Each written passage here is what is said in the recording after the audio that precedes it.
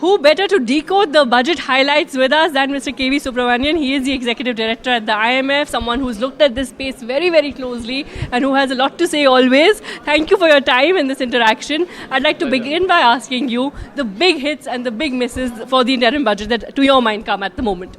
So I would use the following acronym for the budget: JNV. J for judicious, N for non-populist, and V for visionary. To me, the visionary aspect is that the 1 lakh crore 50-year loans for innovation, especially, and you would recall that in the 2020-21 economic survey we'd written on innovation, the fact that India had broken into the top 50 in innovation rankings for the first time, and giving impetus to that, giving impetus to research, especially as somebody who started out as a researcher, that gladdens my heart enormously. It is judicious because the fiscal consolidation path that has been laid is, I think, is very credible. That has been the case, even when I was part of government. That was a feature of the budgets in recent years, and I think the 5.8% which has been announced for this year, my sense is the actual number will be lower than that.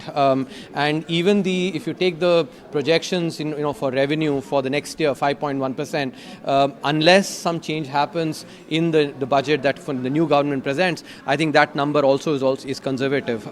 And non-populist because there has been no populist measure, and I think which I would say is consistent with the theme of this government. Even in 2019, when I was part of the government, the PM Kisan scheme was announced, but that actually I don't call it populist because I'd said at that time that this will bring in investment and very high quality research by Pulak Ghosh at IIM Bangalore and this PhD student from University of Chicago Booth School of Business show that PM Kisan has indeed actually led to greater investment. So it was a very good economic move. I think consistent with that, non-populist, judicious on the fiscal front, and visionary, especially on on tourism, on the giving states incentive to spend on capex and on innovation, that innovation fund. All right, so visionary, prudent, not populist is his first take. I'd like to then ask you that, look, people sitting at home are talking about job generation. We've heard about the focus on, of course, green energy, green growth, a new scheme announced there. We've heard about the focus on railways in particular as part of the infrastructure capex push.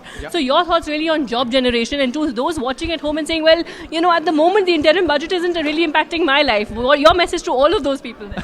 So I think if we look at the capital expenditure spending, that has created jobs in the construction sector, because whenever there is creation of infrastructure, construction obviously happens.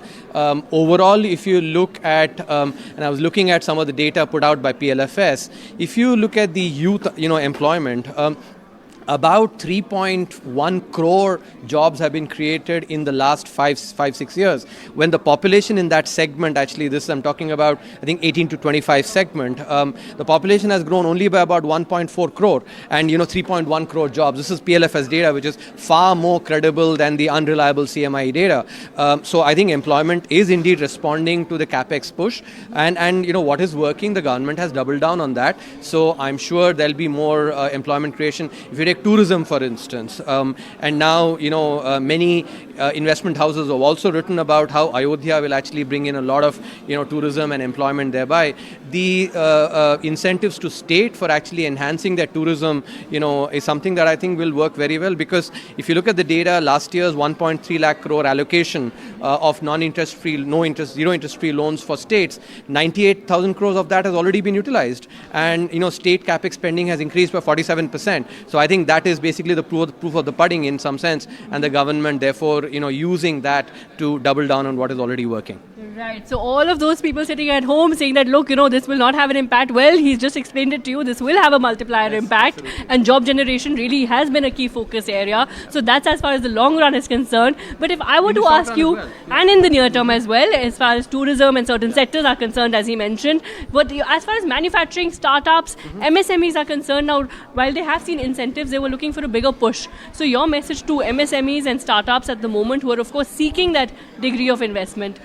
So if we look at the overall, some of the push on the, and the Honorable Finance Minister talked about these corridors, right?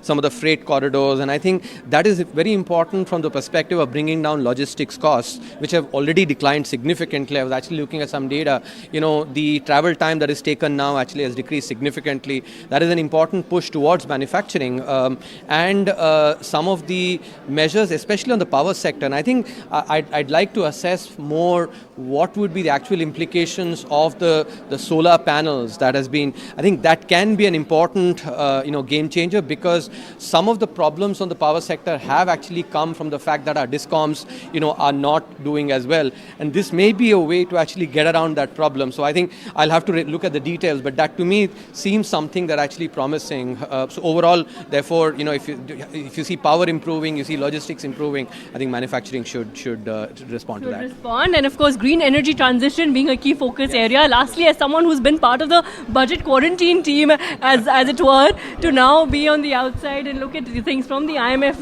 lens altogether, India outperforming global markets at the moment. Your thoughts, and really your thoughts and your expectations from the July budget then, the full budget. So let me mention that, at a time when the Indian economy was not doing very well, this was during the COVID, and the global economy itself was not doing very well. You'll recall when everybody, was basically talking about doomsday and giving doomsday predictions, I'd said that the economy will grow at 7%. So it gives me enormous satisfaction to have actually been proved right on that. I think that has come about to a large extent because of the change in the nature of spending towards capex. The 11% increase now is, I think, good. I would, my recommendation would be to increase that further. We should be looking at the infrastructure from the demand side. If India has to be an advanced economy by 2047, our infrastructure has to be the level of the advanced economy. So I think that's the main change that I would actually hope for in the budget of the new government. Absolutely. But good luck to them. All right. Thank you so much for sharing your thoughts, and of course for decoding this budget for us. Thank you for this interaction. Thanks.